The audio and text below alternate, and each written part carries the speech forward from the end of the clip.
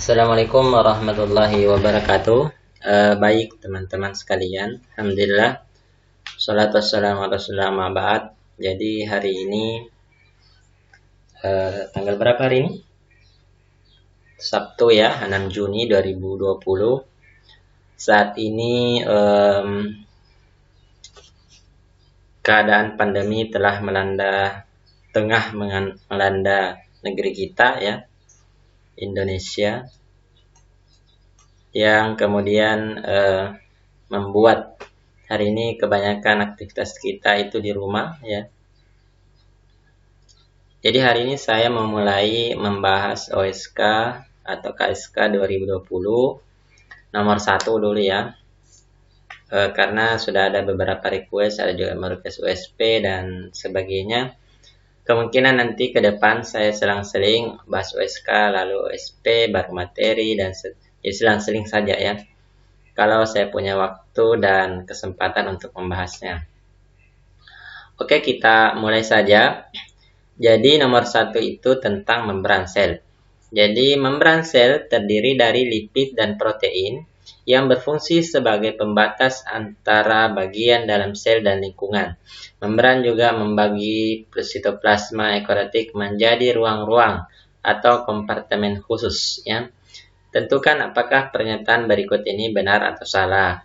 Jadi mungkin teman-teman sudah lihat ya jawaban yang benar di kunci jawaban, akan tetapi kita harus mengetahui mengapa ini benar, mengapa ini salah ya.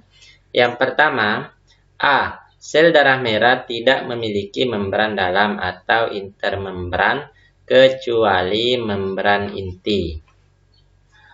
Jadi teman-teman sekalian, pernyataan ini salah. Kenapa? Karena kita ketahui bersama bahwa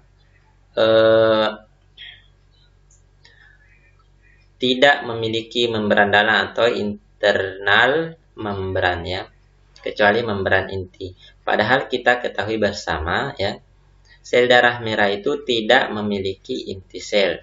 Kenapa tidak memiliki inti sel? Karena sel darah merah itu sel khusus yang dibentuk oleh tubuh. Dia fungsinya hanya sebagai transportasi ya, membawa oksigen, CO2 ya dan sebagainya ya. Itu cuma fungsinya. Adapun ketika kita berbicara tentang membran dalam ya, maka yang perlu kita ketahui bahwa yang memiliki membran dalam dan membran luar itu kan yang hanya kloroplas dan mitokondria ya, seperti korpus dan mitokondria maksud saya. Adapun ini sel darah merah ya, itu dia memiliki satu membran saja ya. Jadi jangan terkecoh dengan membran dalam dan membran luar, karena memang sel darah merah ini membrannya cuma satu lapis ya, cuma ada satu membran ya. Kalau kemudian teman-teman berpikir ini membran dalam, ini membran luar, itu salah ya. Ini adalah sisi luar membran dan ini sisi dalam ya, itu maksudnya. Bagian luar itu berarti dia berkaitan dengan isi sel itu ya, dia berinteraksi dengan sel. Adapun yang bagian dalam itu dia berinteraksi dengan di dalam sel. Yang di luar itu dia berkaitan dengan lingkungan luarnya ya. Yang di dalam berkaitan dengan isi selnya ya, seperti itu, berinteraksi dengan isi sel dari sel darah merah tersebut. Perlu juga kita ketahui teman-teman bahwa tentu dengan spesifikasi dari fungsi sel darah merah ya, membuat kita harus mengetahui bahwa sel darah merah juga itu selain strukturnya yang berbeda dari segi tidak ada inti ya.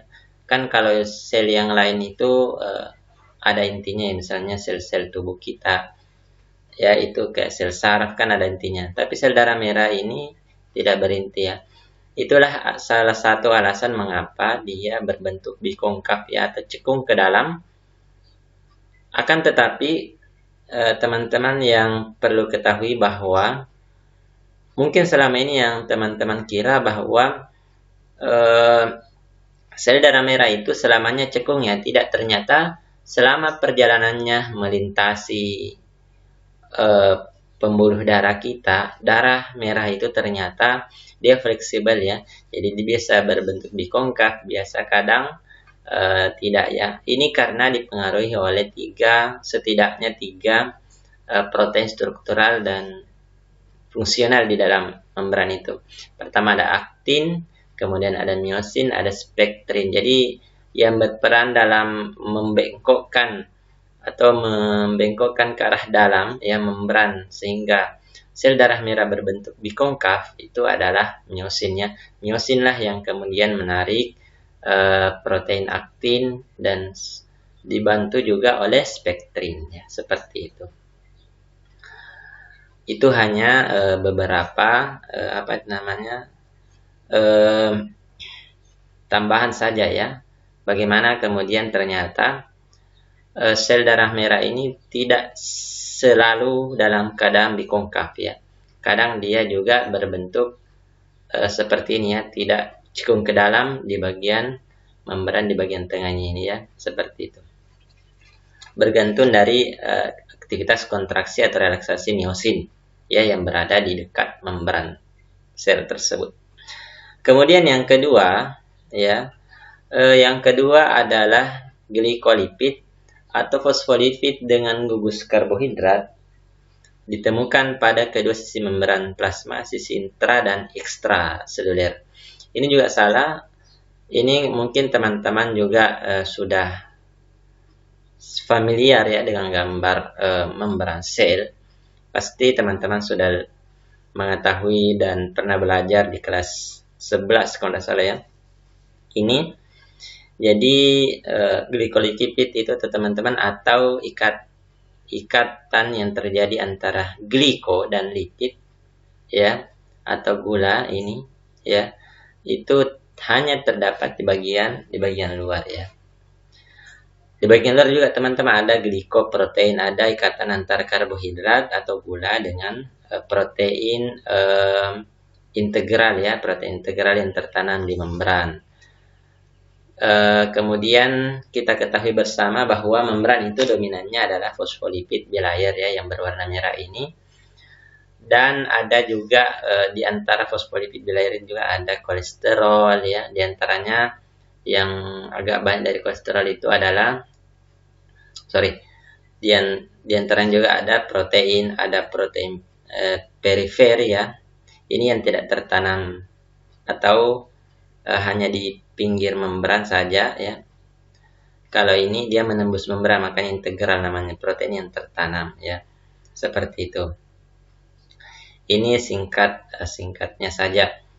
Kalau yang lain ini di dalam sel memang kan ada filamen dari situ sitoskeleton. Nah, itu kan penting dalam menjaga agar organ-organ di dalam sel itu tetap pada tempatnya ya.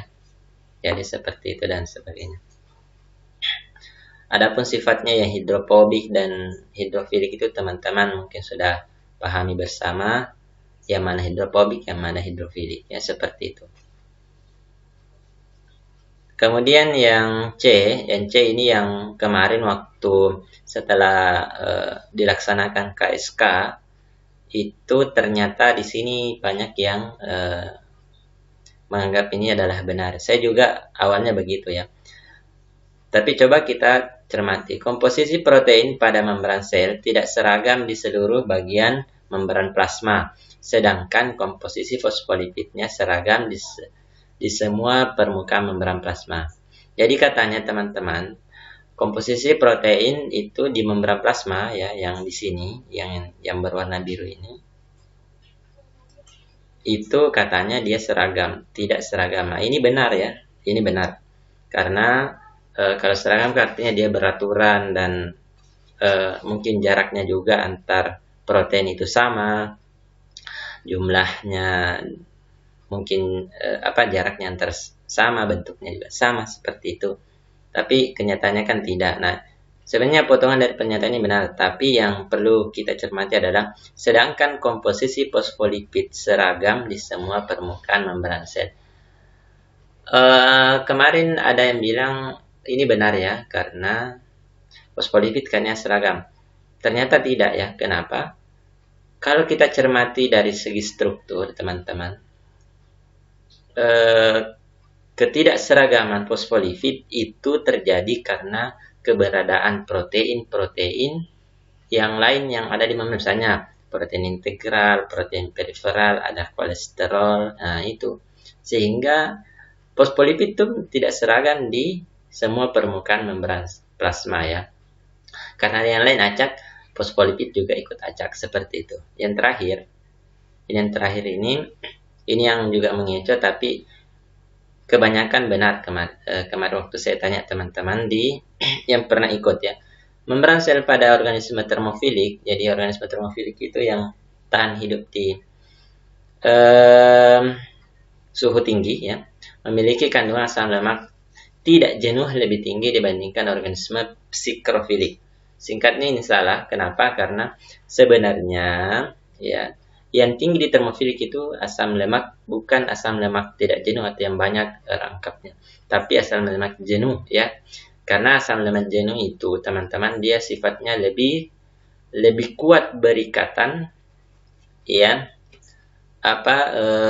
lebih kuat ikatan hidrofobiknya ya pada rantai asam lemak jenuh itu dibandingkan tak jenuh, sehingga dia lebih stabil di suhu tinggi ya.